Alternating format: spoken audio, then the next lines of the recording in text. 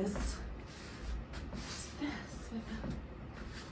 So it's not that different than what we did previously. It's just that I'm using the overhand instead of the underhand as the transition.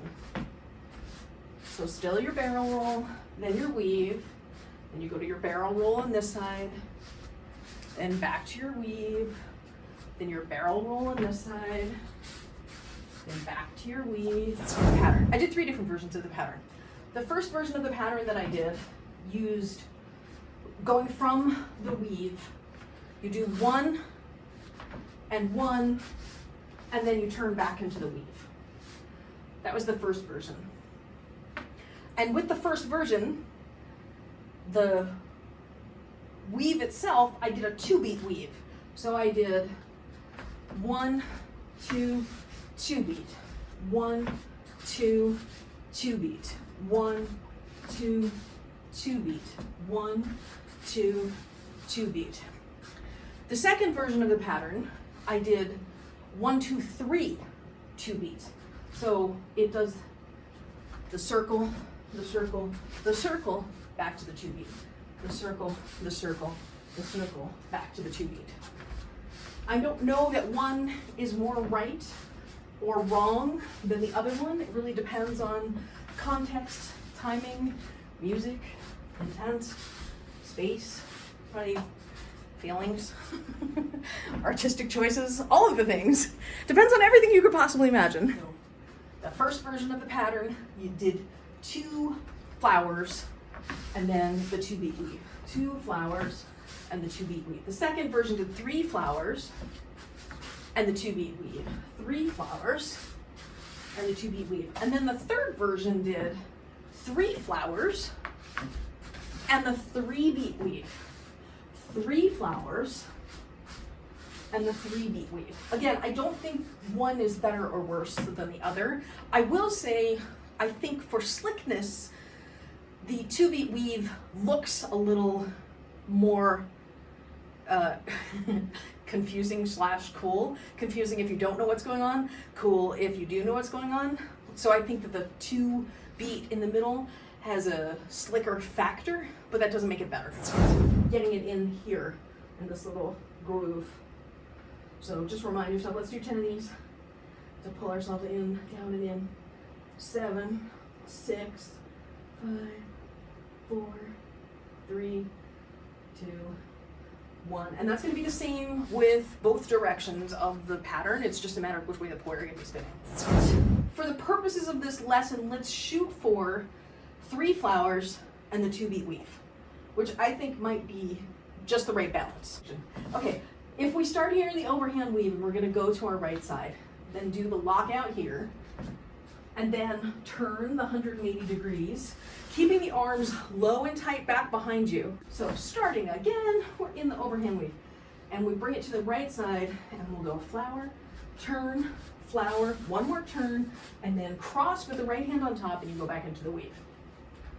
And then let's just do, say, 5 of them on this right side here. And here we go. So lockout, turn, turn, weave. And second set, lockout, turn, turn, weave. And third set, lockout, turn, turn, weave. And fourth set, lockout, turn, turn, weave. And last set, lockout and turn and turn and weave. What you're doing, if I were to model you but face your back so that you can see it, you are doing this.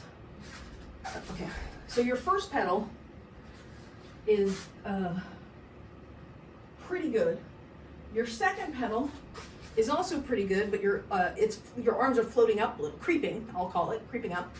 And then when you get to your third one, you're kind of up here rather than relaxing in the shoulders. So allow the shoulders to drop down so that the poi can be, I mean, the idea is it wouldn't be a height relative to the ground, it would be a height relative to your body, and you're shooting for using the T. What you're shooting for is bringing the elbows down like this.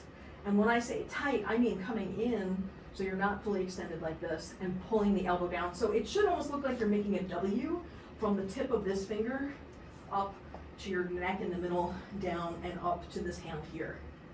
As opposed to like you were almost at an I here, or initially you were up here, almost kind of making a U. When we go to the other side, same thing. We're here, we're gonna lock out, turn, turn, back to weave. Let's do it again, 5 more times. Lock out, turn, turn, weave. Lock out, turn, turn, weave. Lock out, turn, turn, weave. Lock out, turn, turn, weave. Let's just do one more. Lock out, turn, turn. Now cross to the other side. Here's where the tricky part with the 2 beat comes in.